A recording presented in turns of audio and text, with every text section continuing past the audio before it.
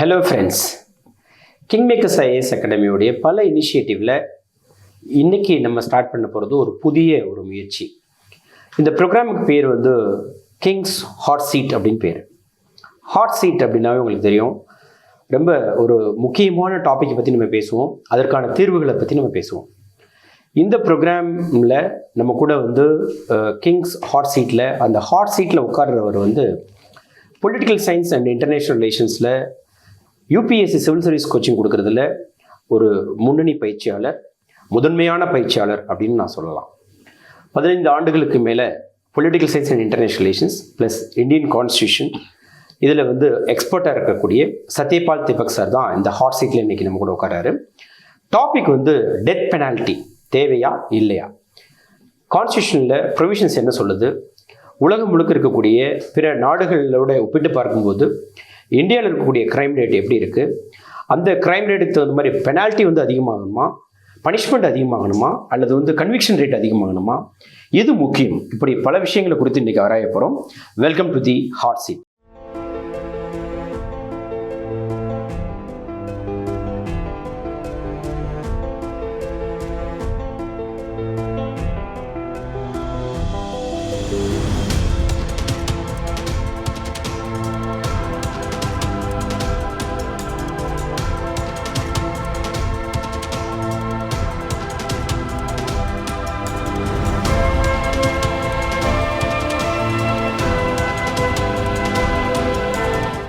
Welcome sir. Thank you sir. ஆக்சுவலாக death penalty sir இப்போ வந்து நிறைய டிஸ்கஷன், அதுவும் குறிப்பாக வந்து பெண்களுக்கு எதிரான குற்றங்கள் நடக்கிறப்ப எல்லாமே இந்த டெத் பெனால்ட்டி கண்டிப்பாக வேணும் அப்படின்னு சொல்கிறாங்க. இப்போ கூட அண்ணா யூனிவர்சிட்டியில் வந்து ஒரு பெண்ணுக்கு இழைக்கப்பட்ட அந்த கொடுமைக்கு வந்து ஒருவேளை குற்றம் நிரூபிக்கப்பட்டால் அந்த நபருக்கு வந்து டெத் பெனால்ட்டி கொடுக்கணும் அப்படின்றாங்க. இது எந்த அளவுக்கு வந்து acceptable by the human rights organisation அப்படின்னு எனக்கு தெரியல.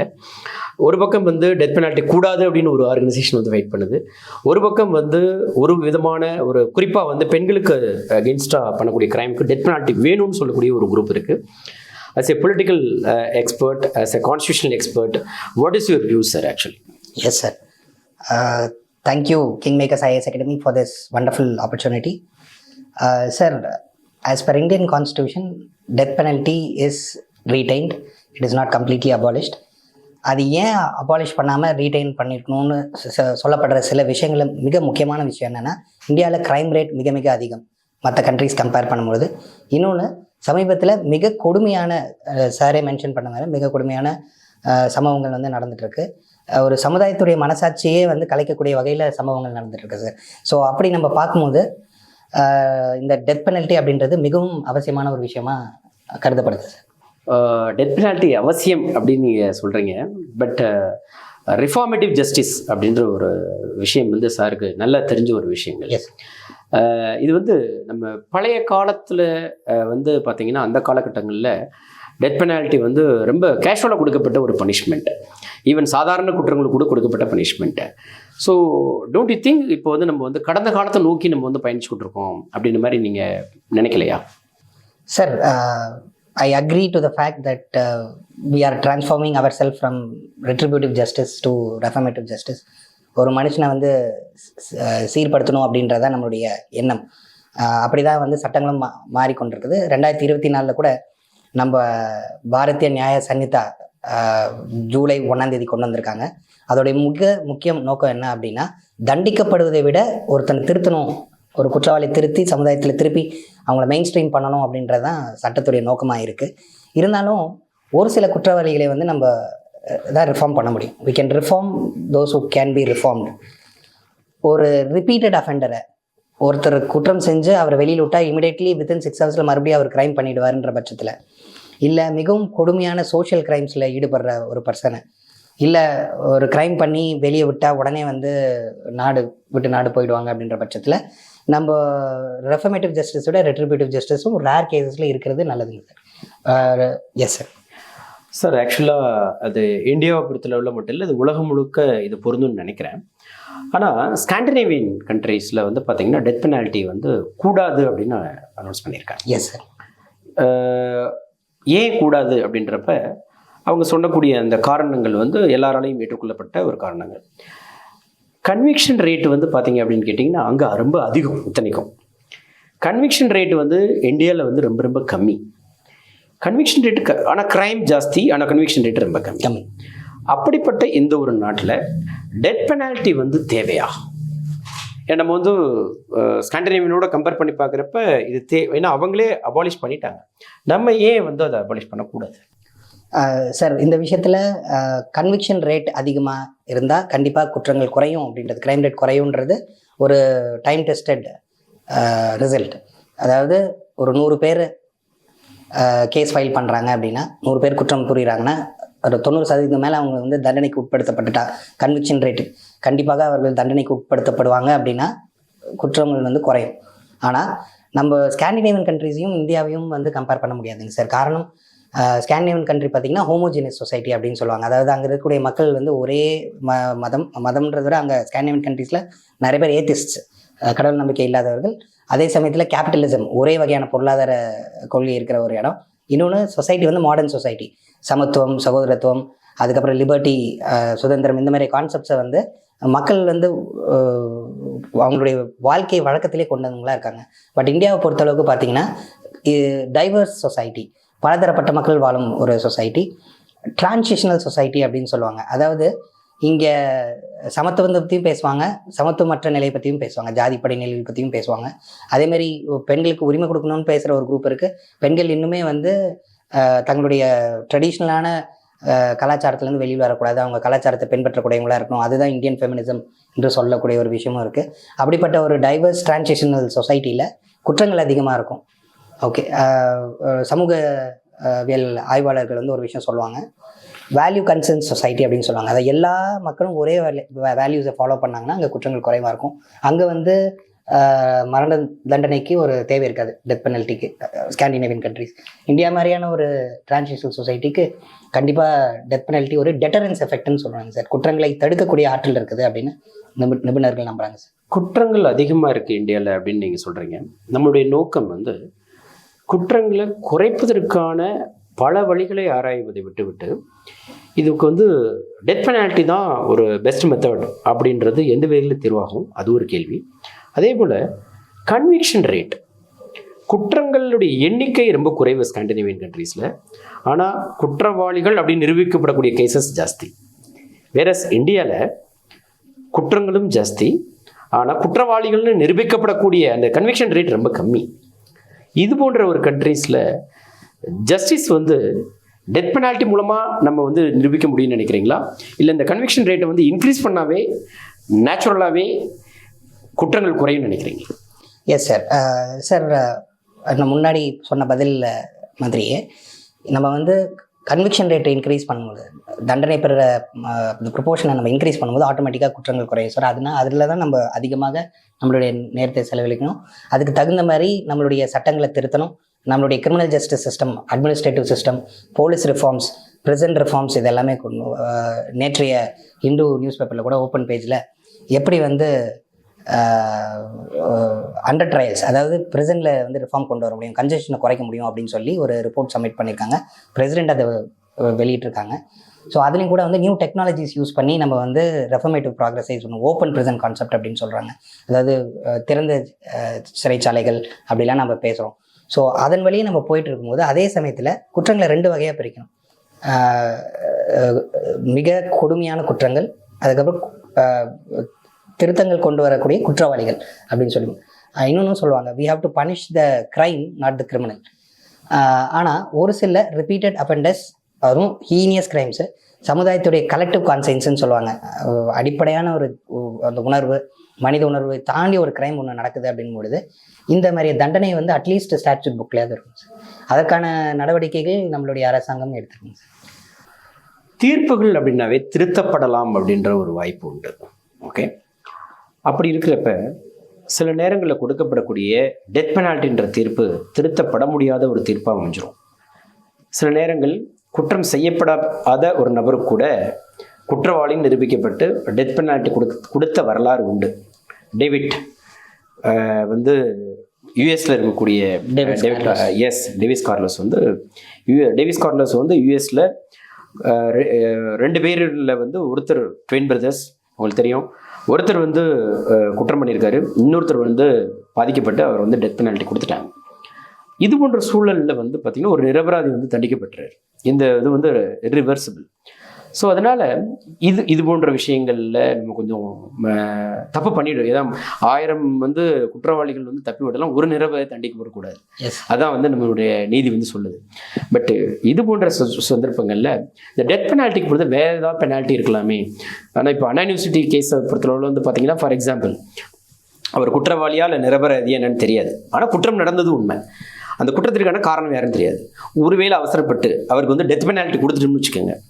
ஸோ ஒருவேளை எதிர்காலத்தில் வந்து இவர் குற்றவாளி இன்னொருத்தர் குற்றவாளி அப்படின்னு வந்துச்சு அப்படின்னா அது எவ்வளோ பெரிய ஒரு பாதிப்பை வந்து உண்டு பண்ணும் அந்த குடும்பத்திற்கு, அவர் சேர்ந்தவர்களுக்கு எவ்வளோ பெரிய ஒரு பாதிப்பு வந்து உண்டு பண்ணும்.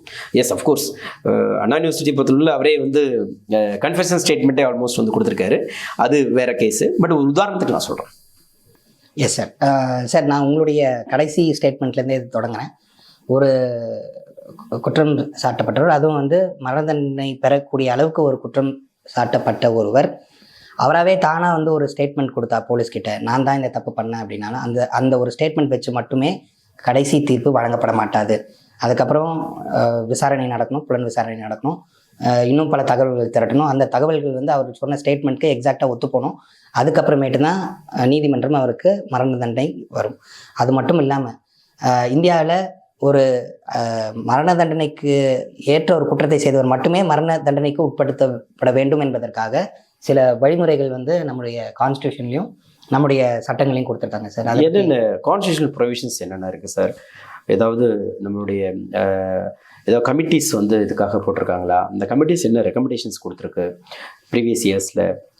அதை பற்றி கொஞ்சம் கான்ஸ்டியூஷனல் வைஸ் வந்து என்ன சொல்லுது சார்? சார் சார் நம்ம கான்ஸ்டியூஷனல் ப்ரொடெக்ஷன் ஃபஸ்ட்டு பார்த்தோம் அப்படின்னா, பல வழக்குகள் உயர் நீதிமன்ற அளவிலே நின்றணும். அதுக்கு மேலே வந்து மேல்முறையீடு என்பது கிடையாது. ஒரு சில வழக்குகளுக்கு மட்டும் மேல்முறையீடு உண்டு. அதில் ஒன்று டெத் பெனல்ட்டி. அதாவது ஒருத்தர் மரண தண்டனைக்கு உட்படுத்தப்பட்டால் அல்லது 10 ஆண்டுகளுக்கு மேல் சிறை தண்டனைக்கு உட்படுத்தப்பட்டால் தான் உச்ச நீதிமன்றத்தில் மேல்முறையீடே பண்ணலாம். இல்லைன்னா எல்லா கேஸுமே ஹைகோர்ட் லெவல். ஸோ உச்ச நீதிமன்றமே ஒரு கேஸை கேட்குது அப்படிங்கும்பொழுது அது அதிகபட்ச வாய்ப்பு வந்து அந்த மனிதருக்கு அளிக்கப்படுது. அவர் அந்த குற்றம் செய்யலை, இல்லை அவர் செய்த குற்றத்துக்கு மரண தண்டனை ஒரு உகந்த தண்டனை அல்ல அப்படி வாதாடுறதுக்கு நம்ம உச்ச நீதிமன்றம் வரைக்கும் போகலாம். ஸோ அந்த ஒரு ஸ்பேஸ் கொடுத்துருக்காங்க. அப்புறம் ஆர்டிகல் 72 என்ன சொல்லுது அப்படின்னா, pardoning power of the president அப்படின்னு சொல்கிறாங்க. அதாவது நீதிமன்றம் ஒரு தீர்ப்பு வழங்கினதுக்கு அப்புறமேட்டும், மரண தண்டனை தீர்ப்பு வழங்கினதுக்கு அப்புறமும் ஒருவர் வந்து இல்லை எனக்கு மரண தண்டனை வேண்டான் போது அவர் கருணை மனு அளிக்கலாம். பிரசிடென்ட்டையும் அளிக்கலாம், கவர்னர்ட்டையும் அளிக்கலாம். அப்படிப்பட்ட மனுவை அளிக்கும் பொழுது பிரசிடென்ட்டை மரண தண்டனை குறைத்து ஆயுள் தண்டனையாக குறைக்கலாம், இல்லை விடுதலை கூட செய்து விடலாம் ஒரு சில நேரங்களில். ஒருவேளை அந்த குற்றவாளி ஒரு அந்த பெண் வந்து ப்ரெக்னெண்ட்டாக இருக்காங்க, இல்லை 5 வயதுக்கு இருக்கக்கூடிய குழந்தை இருக்குது அப்படின்னா அந்த 5 வருஷத்துக்கு மரண தண்டனையை தள்ளி வைக்கிறதுக்கு கூட உரிமை இருக்குது. இதில் இன்னும் சுவாரஸ்யமான விஷயம் என்ன அப்படின்னா, அப்படியே ஜனாதிபதி கருணை மனுவை மறுத்தாலும், ஒருவேளை ஜனாதிபதி அரசியல் காரணங்களுக்காக இல்லை மற்ற பிற காரணங்களுக்காக, நீதியற்ற காரணங்களுக்காக மரண தண்டனையை கருணை மனுவை ரத்து செய்தால் அதை உச்ச நீதிமன்றத்தில் மீண்டும் மேல்முறையீடு செய்யலாம். ஓகே, இது வந்து கான்ஸ்டியூஷனில் இருக்குதுங்க சார். அதுக்கப்புறம் சட்டத்தில் ஒரு இது இருக்குங்க சார். முன்னாடி இந்த கிரிமினல் ப்ரொசீஜர் கோட் இப்போ மாறி பாரதிய நாகரிக் சுரக்ஷா சன்ஹிதா அப்படின்னு மாற்றிருக்காங்க. ஸோ முன்னாடி வந்து செக்ஷன் 366, இப்போ வந்து 409 பாரதிய நாகரிக் சுரக்ஷா சன்ஹிதா அப்படின்ற சட்டத்தில் கிரிமினல் ப்ரொசீஜர் கோட். ஸோ அதில் என்ன சொல்லியிருக்காங்க அப்படின்னா, ஒரு செஷன்ஸ் நீதிமன்றம், மாவட்ட அளவிலான செஷன்ஸ் நீதிமன்றம், தமிழில் குற்றவியல் நீதிமன்றம் அப்படின்னு சொல்லுவாங்க, அவங்க மரண தண்டனை அளிக்கலாம். ஆனால் அவங்க கொடுக்குற மரண தண்டனையை உயர் நீதிமன்றம் வந்து ஒப்புதல் கொடுக்கணும். அப்படி ஒப்புதல் கொடுத்தா தான் மரண தண்டனையை நிறைவேற்ற முடியும். அதுவும் இன்னொரு மிக முக்கியமான, இந்தியாவுக்கே மிகவும் தனித்துவமான ஒரு பிரின்சிபல் வந்து நம்ம ரேரஸ்ட் ஆஃப் ரேர் அப்படின்ற ஒரு பிரின்சிபல் ஃபாலோ பண்ணுறோங்க சார். இந்த ரேரஸ்ட் ஆஃப் ரேர் அப்படின்னா மிகவும் ஒரு எக்ஸ்ட்ராடினரியான ஒரு ரொம்ப மக்களுடைய மனசை புண்படுத்தக்கூடிய ஒரு நிகழ்வு ஏற்பட்டால் ஒழிய மரண தண்டனை வழங்கப்படாது. அது வந்து Bachan Singh versus union of India state of Punjab, Bachan Singh was state of Punjab 1980 சொல்கிறாங்க சார். ஸோ இந்த அளவுக்கு நம்ம ஆப்பர்ச்சுனிட்டிஸ் கொடுத்து பண்ணும்பொழுது கடைசியாக தண்டிக்கப்படும் நபர் கண்டிப்பாக அதை மரண தண்டனைக்கு உரிய ஒரு நபராக தான் இருப்பார் என்பது இந்திய அரசாங்கத்தின் கோட்பாடு. இறுதியாக ஒரே கேள்வி, உங்களுடைய பார்வையில், சட்டத்தின் பார்வையில், இன்னைக்கு இருக்கக்கூடிய இந்தியாவுடைய சூழ்நிலையில் மரண தண்டனை தேவையா இல்லையா? ஒருவேளை தேவை என்றால் எதற்காக தேவை? எத்தகைய குற்றங்களுக்கு தேவை? தேவையில்லை என்றால் அதனால் வரக்கூடிய விளைவுகள் எப்படி இருக்கும்? அதை நம்ம சமாளிக்கக்கூடிய தீர்வுகள் என்னவாக இருக்க முடியும்? அதை பற்றி கொஞ்சம் சொல்லுங்கள் சார். இதில் 2 கேள்விகள் நீங்கள் கேட்டிருக்கீங்க சார். ஃபஸ்ட்டு மரண தண்டனை வேண்டுமா வேண்டாமா என்பதை பற்றி ஒரு பொலிட்டிக்கல் சயின்ஸ் சப்ஜெக்ட் எக்ஸ்பர்ட்டாக ஒரு இந்தியாவில் இருக்கக்கூடிய ஒரு ஆள் அப்படின்ற பர்ஸ்பெக்டிவில் பார்க்கும்போது நமக்கு கண்டிப்பாக மரண தண்டனை தேவை. அது நிரந்தரமாக நான் சொல்லலை, இன்னும் சில நாட்களுக்கு தேவை.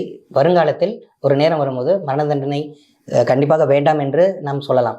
அது எப்போ அப்படின்னா, நமக்கு வந்து எங்களுடைய எண்ணிக்கை குறையணும், குற்றத்தினுடைய தன்மை, ஓகே, வீரியத்தன்மைன்னு சொல்லுவாங்க இல்லையா, அதாவது மிக கொடுமையான குற்றங்கள் வந்து குறையணும்.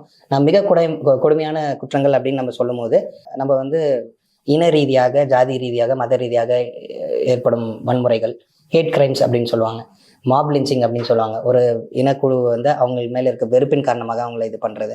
அதே மாதிரி ஹானர் கில்லிங்னு சொல்லி ஒரு சில பிரச்சனைகள்லாம் இப்போ நடந்துட்டு இருக்கு. அதாவது மதம் மாறி மதமோ இல்லை ஜாதி மாறி ஜாதியோ கல்யாணம் பண்ணும்போது அவங்கள வந்து படுமோசமாக கொலை செய்தல் சாதாரணம் இல்லை, அது ஒரு சமுதாயத்துக்கு நான் பாடம் புகட்டுறன்ற அளவுக்கு நடக்கக்கூடிய ஒரு பனிஷ்மெண்ட். ஓகே, ஒரு குற்றம், அந்த மாதிரியான குற்றங்கள். அதற்கப்புறமேட்டு பெண்கள் மீதான, குழந்தைகள் மீதான வல்னரபிள் செக்ஷன்ஸ் என்று சொல்லப்படக்கூடிய மைனாரிட்டிஸ், எஸ்சி எஸ்டி இவர்கள் மேல் தொடுக்கப்படும் வன்மையான செயல்கள், குற்றங்கள், இதற்கெல்லாம் வந்து மரண தண்டனை. அதுவும் rarest of rare case apply ஆனால் மட்டும், rarest of rare case. So அது வந்து மரண தண்டனைக்கு ஏற்ற ஒரு கேஸாக என்னன்னு டிசைட் பண்ணிட்டு தான் கொடுக்கணும். அது அடுத்த கேள்விக்கான பதில் சார். ஒருவேளை நம்ம மரண தண்டனை வேண்டாம், ஃபுல்லாக அபாலிஷன் ஆஃப் டெத் பெனல்ட்டி அப்படின்னு சொல்லிட்டா, ஏற்கனவே இந்தியாவில் ஏன் குற்றங்கள் அதிகமாக நடக்குது அப்படின்னா, எப்படியும் நம்மளை பிடிக்க மாட்டாங்க, பிடிச்சாலும் தண்டிக்க மாட்டாங்க. ஏன்னா நம்மளுடைய கிரிமினல் ஜஸ்டிஸ் சிஸ்டமில் இன்னும் நிறைய ரிஃபார்ம் வேணும் அப்படின்னு. ஸோ அப்படி இருக்க சமயத்தில் டெத் பெனல்ட்டியும் அபாலிஷ் பண்ணுறதுன்றது சமுதாயத்தில் ஒரு லூஸான ஒரு சிச்சுவேஷனை கிரியேட் பண்ணிடும். ஓகே, நம்ம என்னதான் பண்ணாலும் நம்ம வந்து மரண தண்டனைக்கு உட்படுத்தப்பட மாட்டோம் அப்படின்றது மிக கூடிய குற்றங்கள் செய்கிறவர்களுக்கு ஒரு ஊக்கமாக அமைந்துவிடும் சார். அதனால் இப்போ தற்போதைய நிலையில் இந்தியா முழு வளர்ச்சி அடையும் வரைக்கும் நான் வளர்ச்சின்னு சொல்லும்போது வெறும் எக்கனாமிக் மட்டும் கிடையாது, சமூக, பொருளாதார, அரசியல் ரீதியாக முழுமையாக மாற்றமடைந்து ஒரு முன்னேற்ற நாடாக மாறிய பிறகு கண்டிப்பாக இந்த மரண தண்டனை ஒழிக்கப்பட வேண்டும் என்பதை பற்றி நாம் ஆராயணும் சார். இன்னும் ஒரு இறுதியான ஒரு கேள்வி, இப்போ ஒருவேளை இப்போ தமிழகத்தில் நடந்த ஒரு நிகழ்வு, அண்ணா யூனிவர்சிட்டியில் ஒரு மாணவி வந்து மிகப்பெரிய லெவலில் பாலியல் துன்புறுத்தலுக்கு ஆளாகியிருந்தாங்க.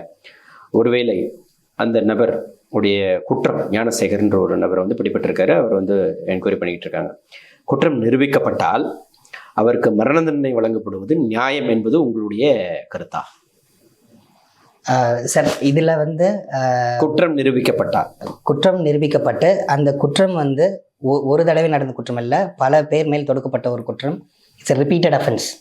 அது வந்து ரிப்பீட்டட் அஃபென்ஸ்னும் போது அது வந்து ஒரு சொசைட்டியை இன்னும் ஒரு ஹையர் லெவலில் இம்பேக்ட் பண்ணுது.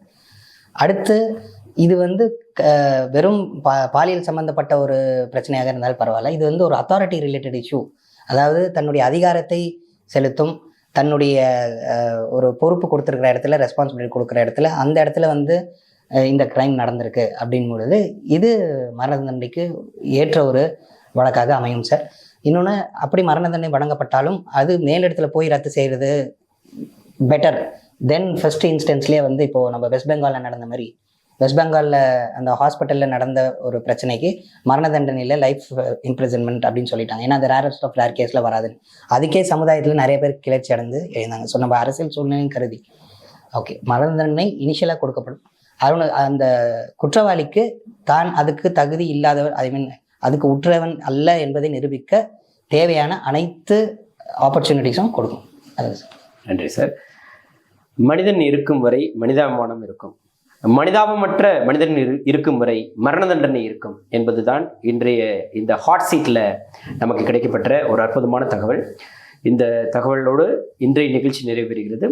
மீண்டும் ஒரு நல்ல தலைப்பில் ஹாட் சீட்டில் சந்திப்போம். நன்றி சார். நன்றி சார். தேங்க்யூ. மரண தண்டனை குறித்து இன்றைய தின ஆலோசனையில் ஹாட் சீட்டில் நம்மளுடைய சத்யபால் தீபக் சார் நிறைய விஷயங்கள் நம்ம கூட பகிர்ந்துக்கிட்டாரு. இதனைத் தொடர்ந்து இந்த ஹாட் சீட் ப்ரோக்ராமில் வந்து கவர்னர்கள் அவர்களுடைய அதிகார வரம்பிற்கு உட்பட்டு செயல்படுகிறார்களா அல்லது வரம்பை மீறுகிறார்களா, இந்திய அளவில் இருக்கக்கூடிய எந்தெந்த மாநிலங்களில் கவர்னர் அவர்களுக்கும் முதலமைச்சர் அவர்களுக்கும் கருத்து மோதல்கள் நடைபெற்று கொண்டிருக்கின்றன, அதற்கான தீர்வுகள் என்ன, அரசியல் என்ன சொல்லுகிறது, அரசியல் அதிகாரம் என்ன சொல்லுகிறது என்பது குறித்து நாம் பேச இருக்கின்றோம். இது போன்று பல தலைப்புகளோடு இந்த ஹாட் சீட் நிகழ்ச்சியில் நம்மளோடு தொடர்ந்து பேச இருக்கிறார் political science and international affairs expert Satyapal Deepak sir. Please watch. அதே போல் இந்த கமெண்ட் பாக்ஸில் உங்களுக்கு இருக்கக்கூடிய பிற கேள்விகளையும் மரண தண்டனை குறித்து இந்த வீடியோஸை பார்த்துட்டு பிற கேள்விகளுக்கும் நீங்கள் உங்களுடைய கேள்விகளை நீங்கள் இது பண்ணுங்கள். நாங்கள் நம்மளுடைய experts and our king makers IAS academy team will give you the response. See you in the next hot seat program. All the best.